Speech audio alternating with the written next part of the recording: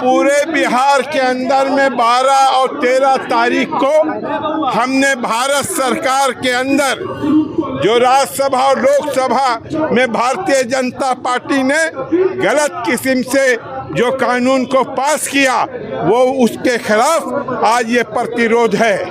ये प्रतिरोध है मुसलमानों के अधिकारों के लिए, ये प्रतिरोध है इंसानियत को बचाने के लिए, ये प्रतिरोध है देश की हिफाजत के लिए, ये प्रतिरोध है नौजवानों को काम के लिए, ये प्रतिरोध है देश के नागरिकों के सम्मान के लिए।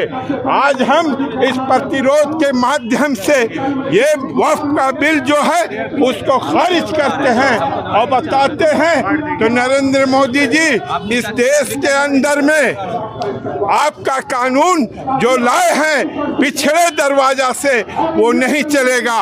आज से कुछ साल पहले आप जानते हैं तो मनमोहन सिंह के समय जब संशोधन बिल हुआ था, यही भारतीय जनता पार्टी समर्थन किया था।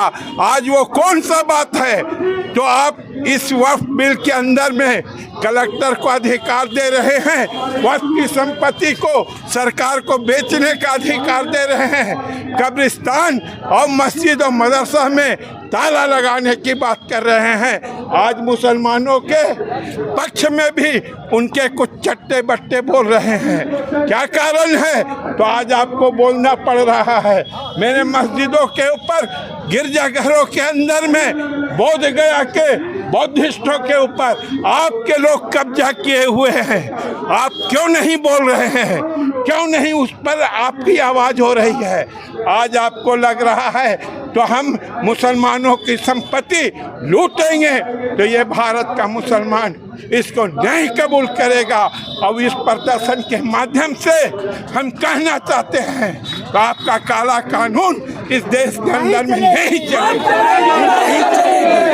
Irfan Ahmad Fatmi, general secretary, Bihar.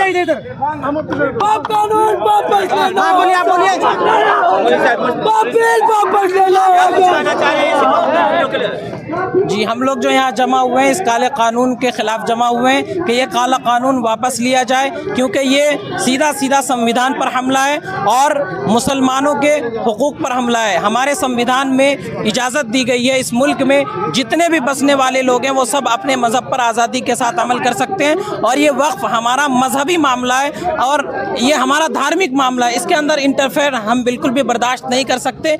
इसीलिए हम लोग जो हैं इसके खिलाफ सड़कों पर उतरे हैं और जो भी लड़ाई लड़नी पड़ेगी इसके लिए हम उसको लड़ने के लिए तैयार हैं। और मैं इस मुल्क के गैर मुस्लिम भाइयों से कहना चाहूँगा कि वो ये ना समझे कि ये सिर्फ मुसलमानों का मामला है, ये हमारे संविधान का मामला है। ये जो फिरका परस्त लोग हैं ये किसी के सगे नहीं है, ये सबके दुश्मन है, संविधान के दुश्मन है, इस देश के दुश्मन है, मोहब्बत के दुश्मन है, इंसाफ के दुश्मन है। तो हम लोग इन संविधान को बचाने के लिए, अपनी वक्फ की जायदाद को बचाने के लिए, अपने मुल्क की सलामती के लिए हम लोग खड़े हुए हैं और इसके लिए जो भी कुर्बानी हमें देनी पड़ेगी हम देंगे।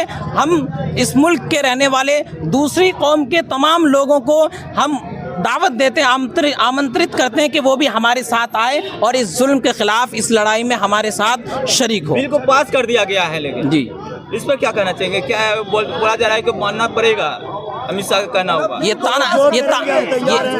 ये को पास कर दिया है, उसके बाद आप लोग धरना प्रदर्शन कितने कानून इस मुल्क, ये भी कहा जा रहा है कि जबरदस्त जब मानना पड़ेगा इस कानून को, कितने ही कानून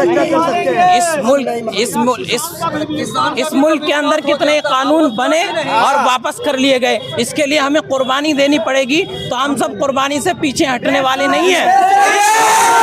वो ये ना समझे कि हमें डरा करके, धमका करके, FIR करके, गिरफ्तार करके हमें डरा देंगे। हम डरने वाले नहीं हैं। इसके लिए जो भी कुर्बानी देनी पड़ेगी हम इंशाअल्लाह देने के लिए तैयार हैं।